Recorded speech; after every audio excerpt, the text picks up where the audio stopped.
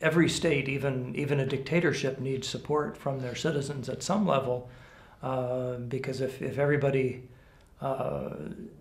disobeys what the state does, they essentially have no way of enforcing it. So they need people to go along with and accept the authority of the state and to essentially comply with rules and regulations.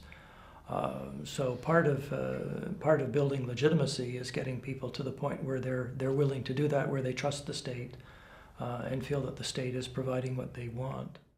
If you have very poor service delivery that's inequitably distributed across the country, then that contributes to fragility and the possibility for conflict. So that's often the rationale for doing something about service delivery.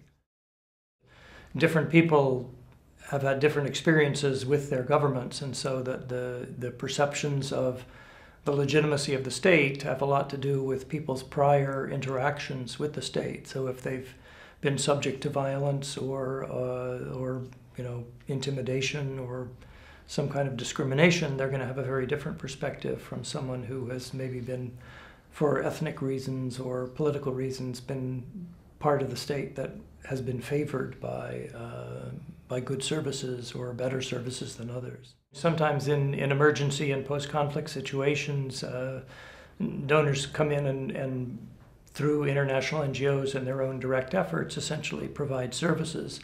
And there's nothing necessarily wrong with that, but if you're thinking about sustainability and continuing services afterwards, you need to think about how to engage the state early on, at least in being perceived by citizens as having some role in service provision, and then over time build up their capacities to be more directly involved.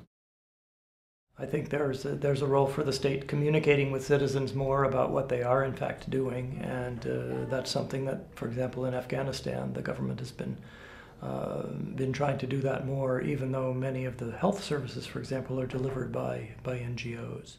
When we think about what the state does in terms of delivering services, we need to separate out the provision of services from actually providing them. For example, in most health sectors, the state doesn't provide all of the health. NGOs and private sector do it as well, but the state has the overall responsibility, so they may fund what's going on in the private and NGO sectors, but they're not actively being the deliverers of those services.